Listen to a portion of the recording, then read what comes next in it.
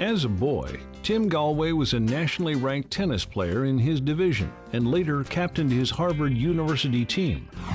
His seminal book, The Inner Game of Tennis, created a revolutionary way of learning that can be applied to all fields of sports.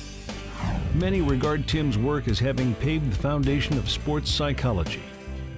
Tim teaches players of all levels how to conquer the inner game first, the one that goes on in the mind and is often the stumbling block to success.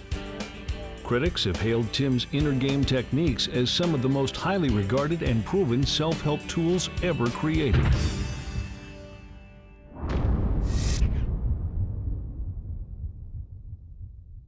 The inner game is a game that takes place in your head and in your heart. It's all the internal obstacles that take place within a person and your trust in your own potential. So it's overcoming fear, doubt, lapses in concentration, and accessing your potential to perform in any given arena. The first time I consciously knew there was something like an inner game was back in the early 70s when I was on sabbatical and teaching tennis. And I was teaching traditional tennis, where you tell your student what they should do, what they shouldn't be doing. You give them a lot of instructions.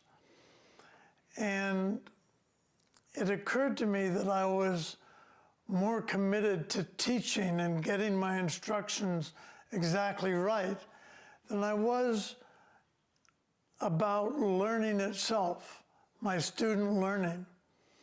And so I put myself in my place of my student. And I said, what's it like for the student when the ball's coming toward him? What's he actually thinking about? And the answer was very surprising to me. It shouldn't have been. But it was, his head is filled with my instructions, all the do's and don'ts, all the shoulds and shouldn'ts. And he's trying hard to do the shoulds. He's trying hard not to do the shouldn'ts. And that actually tightens his muscles and creates stress. And then he's self-criticizing himself when he doesn't get the results he wants or when he doesn't do the should exactly right.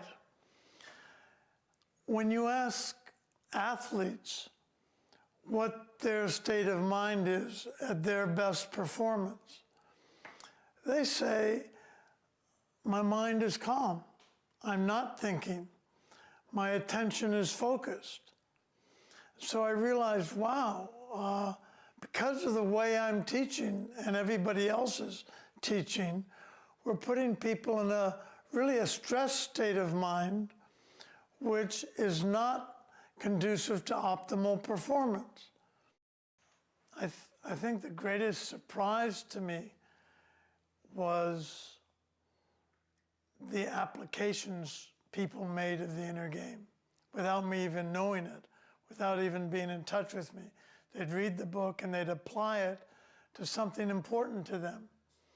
I was greatly surprised when I heard that Pete Carroll, of the head football coach for USC Trojans, was using it as his basic philosophy for coaching his team. And then he called me one day and said, yes, I've been doing this, and I'd like to check with you to see if it really is the inner game. And I was just delighted by the way he had taken those principles and applied them to football, which was very different than tennis or golf or music.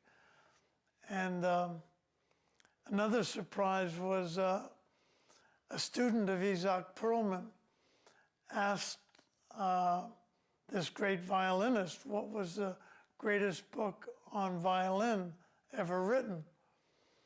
And he thought for a while and said, that's a hard question. He said, I guess it would have to be The Inner Game of Tennis. And she was, of course, very shocked. But all this happening without me knowing it. And I think the inner game is something people know a lot more than we talk about. It's just that the culture doesn't allow us to talk about our inner lives so much.